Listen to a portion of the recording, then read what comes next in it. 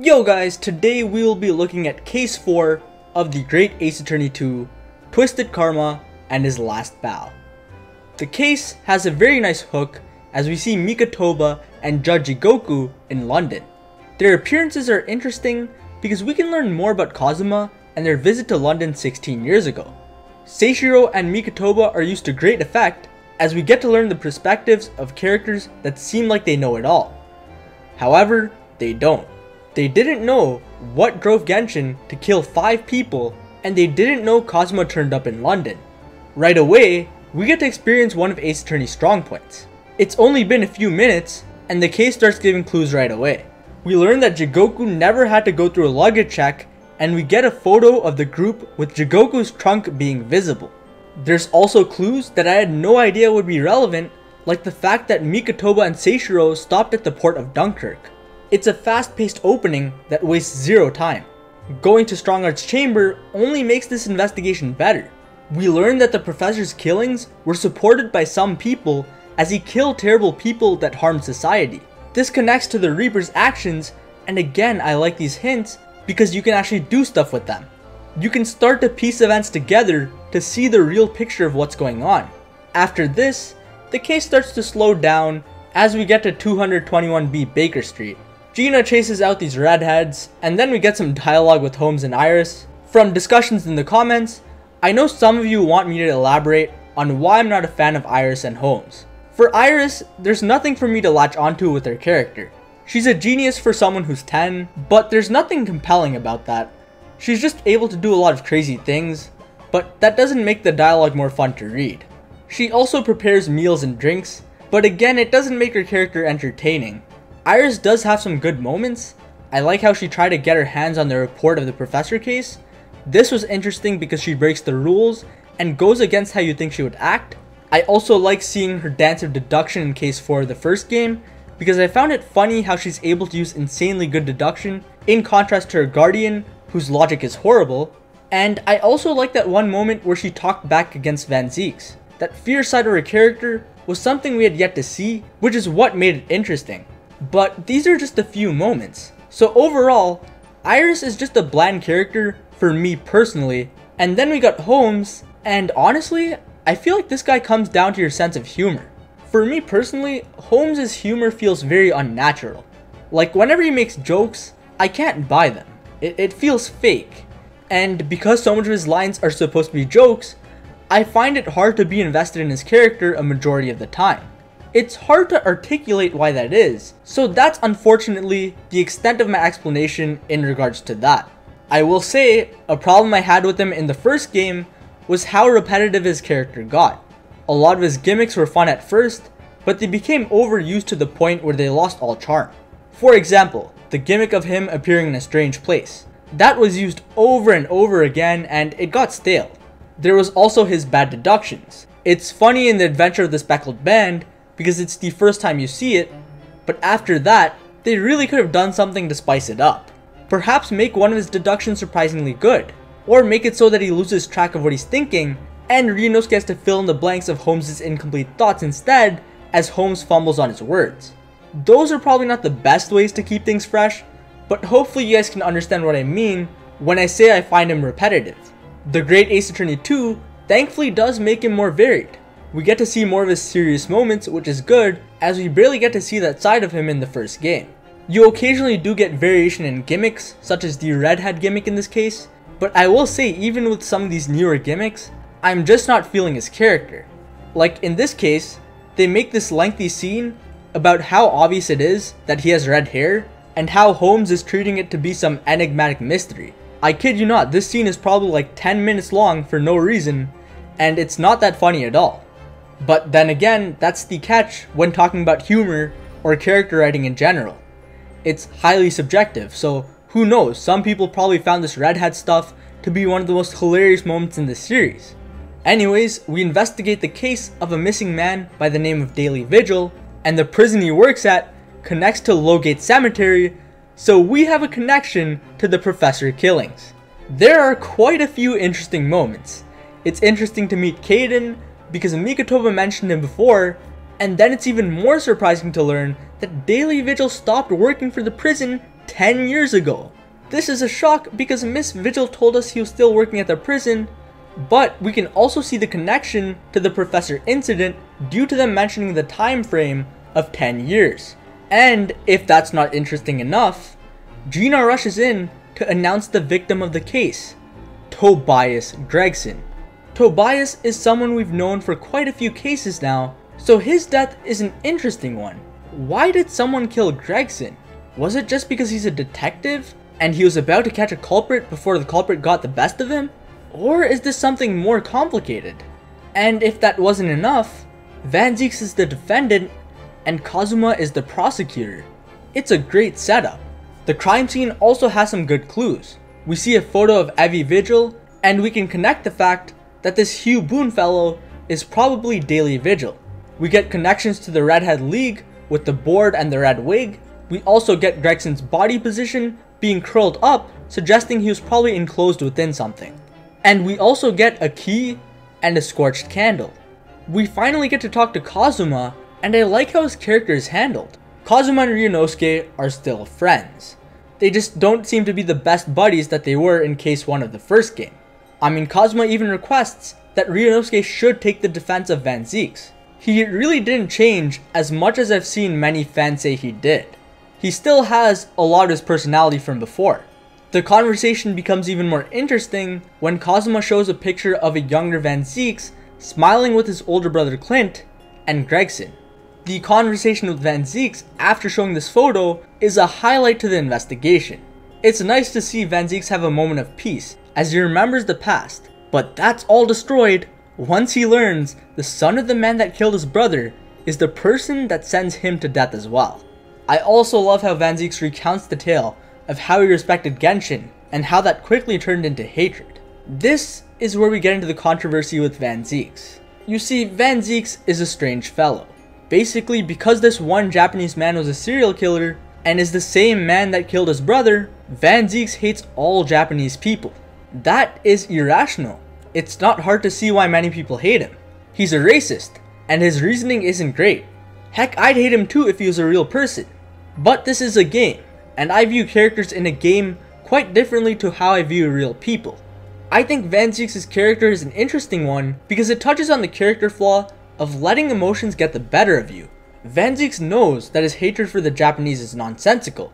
In the game, he literally says it's illogical, but the tragic loss of his brother got the best of him and his emotions ran rampant. Not only this, but think about his surroundings. Van Zieks lives in a place where Japanese people are looked down on. With so much negative talk about the Japanese within his surroundings, it makes sense that he associates this killing with that negativity. Like his whole life, he hears bad stuff about the Japanese, and then oh, the most infamous serial killer in Britain is a Japanese person, and thus his brain connects the dots and tells him, oh, there you go. What you've been hearing your whole life is true. All Japanese people are bad.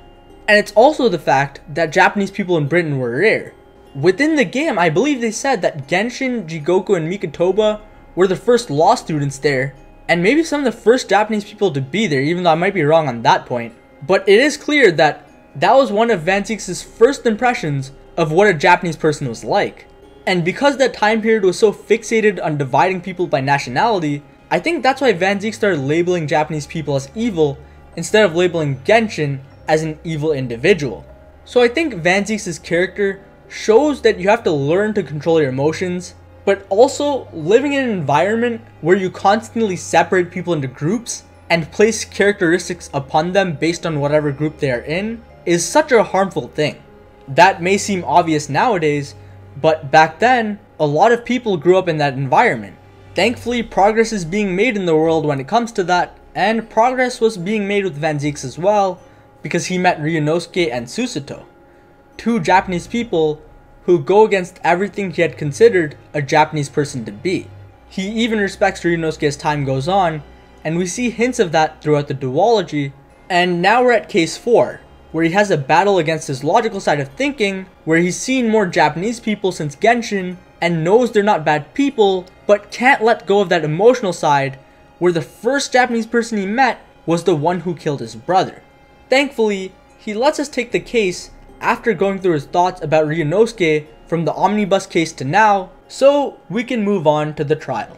Van Zieks sets the foundation with his testimony, only for Kazuma to counter his points. It's a good enough first testimony, they just want to show off Kazuma's abilities. Every single thread also keeps on connecting, as we learn the board in this tiny crime scene contains the defendants acquitted during the Reaper's cases. Then we got our 3 witnesses, we got Gossip, we got Beppo, Sandwich. I really do feel sorry for the guy. You can see how his life has gone downhill. He did overcharge people, so it's his fault that he lost the job. But damn, what a miserable state. And finally, we got Espella Canta, Venus. What can I say about Venus? She sells firecrackers. And there we go, the mystery of the gunshot is solved. Even though there's not much gameplay in this section, I do still find it fun. I like figuring out the stuff with the moving board and bloody handprint. I like the 3 witnesses. Gossip has the weirdest pieces of gossip you'll ever see. Venus scams children and teachers into paying her money. And Sandwich has become a philosopher, and I just love hearing what these 3 people have to say. Things go smoothly until we have to present Gregson's watch.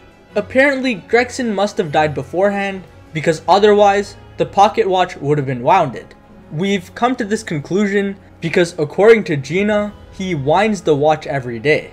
Yeah, not exactly a stellar conclusion, but thankfully they go into something I wanted them to talk about, and that's the autopsy report.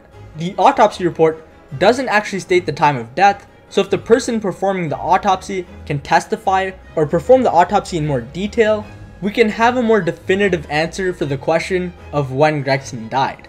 And hey, look at that! Twisted Karma also brings up the difference of fresh and dried blood. Great job! They learned from their mistakes in their runaway room.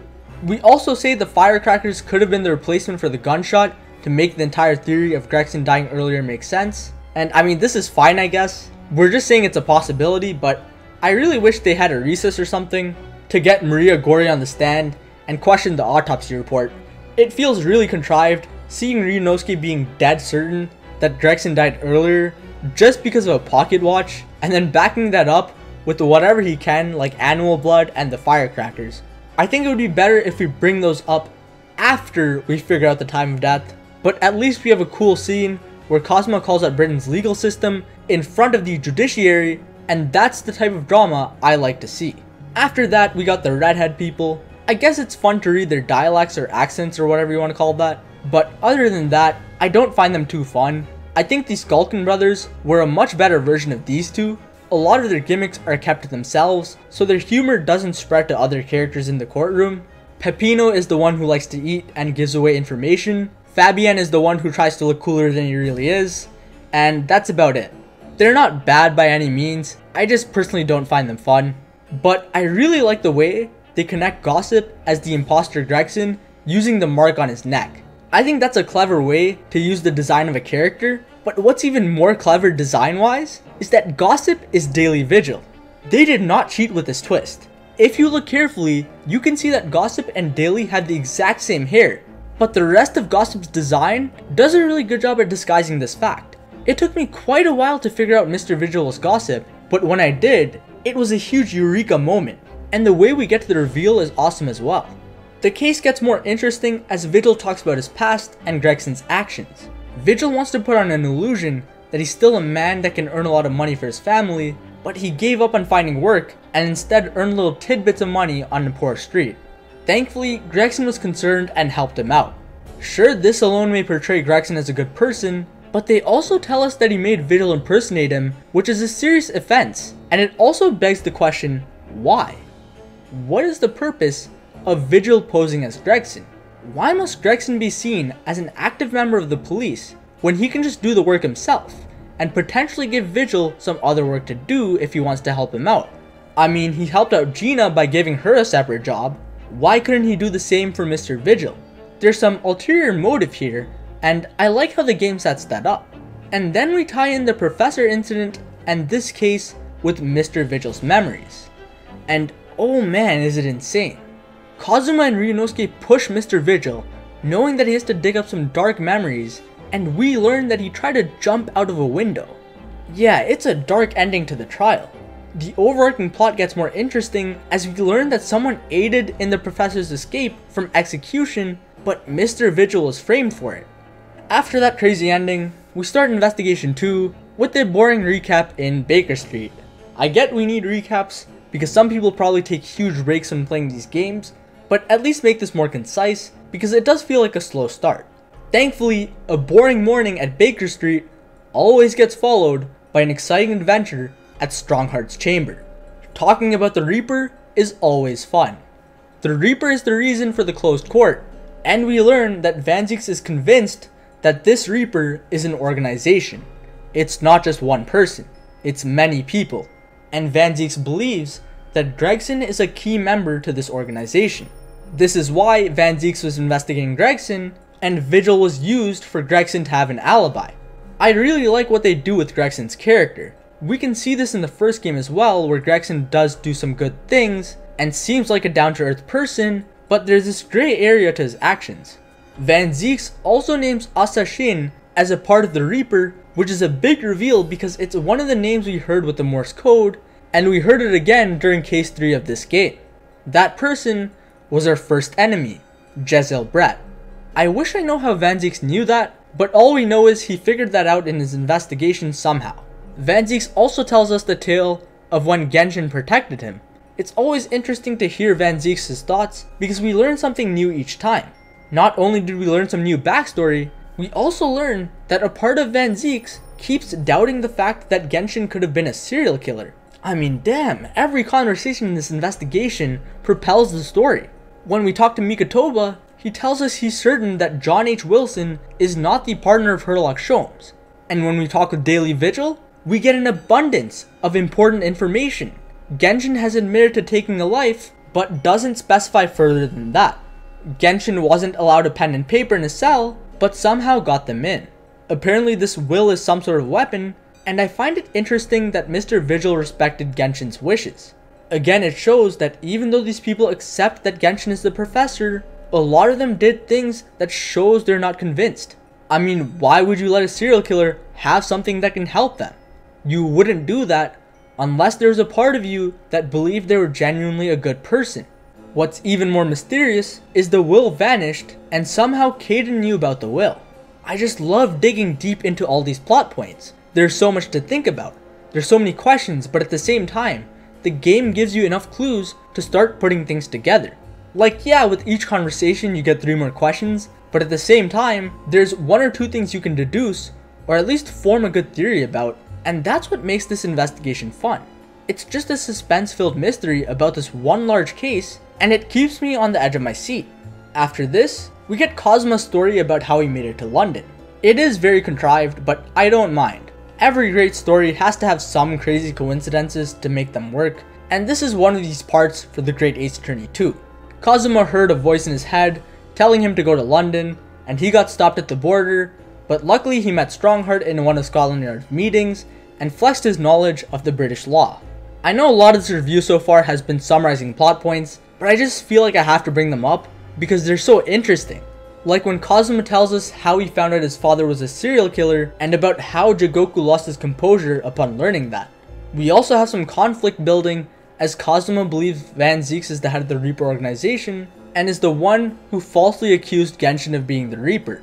We get the details of how the time of death was thrown off by freezing and how Clint Van Zieks' autopsy has gone missing. That missing autopsy was stolen by either Sholmes or potentially even Iris, as she starts acting very strange.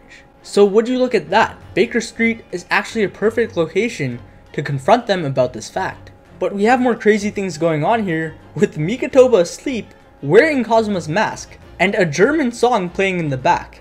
Yeah, I was bewildered the first time I saw this scene. It's time for another dance of deduction. I mean, this deduction is pretty funny because it's silliness taken to the extreme. So again, we follow the tradition of The Great Ace Attorney 2 having better dances of deduction as they are more concise. There's not too much you can deduce from this one, but at least you can get the hint of Iris hiding something in her mouth. And it is funny that Ryunosuke makes fun of what they're doing by saying it's just looking and saying rather than deductive ability. And the dance of deduction only gets more fun after this. Sherlock decides to open the chest and we get this hilarious scene where he lands right on top of Mikotoba. Meanwhile, we learn that Iris removed whatever she had in her mouth as she starts talking again. That makes for some unique deduction since a part of what you are solving happens while you're doing the corrections. And it's cool because when you think it's over, it's not. With this little extension, we figure out that Iris was the one who stole the case file for Clint Van Zieks. It's not the best dense of deduction as it takes a while to get going, but the end portion is really fun. So we get to all the stuff with the handwriting, and here is probably the best twist in the game. Eugene Mikotoba is the true partner to Sherlock Holmes. It's clever because we assume John H. Wilson must be Holmes' partner due to what we know in the actual Sherlock Holmes stories, but the Great Ace Attorney is completely different, so Eugene being the partner would still make sense. I guess John H. Wilson is just bait, but yeah, it's still a cool reveal that these guys were solving cases together back in the day. The mystery of Iris' father is unresolved, as Sholmes and Mikotoba have an urgent matter to get to. And then the case ends. I'm not joking, the case just finishes right there. It's probably the most abrupt case ending ever, but that's fine. It ended strong. Investigation Day 2 was just a flurry of interesting information to learn about for the final case, and I feel they do give enough for you to get the general picture of what happened for both the Tobias Gregson case and the Professor case. Overall, Twisted Karma and The Last Bow is in that high 8 to low 8.5 range. The first investigation and first trial have some great moments, but also have moments where not much is happening. They're enjoyable to play, but they're not exceeding the expectations for an Ace Attorney case. However, that last section investigation really does propel this case to something that I would say is above average. It's a great case that gives us all the clues we need for the finale, and that is the strength of both this case and case 3. There's a lot of suspense with the mysteries, but at the same time it's so fun because you can still piece together information. They don't save everything for case 5, and that's good because you want the fun of the mystery to be dispersed between the cases rather than saving everything for the end. So yeah, that's all for this one. Next time we will conclude the Great Ace Attorney duology with the resolve of Ryunosuke Naruhodo. See you guys then.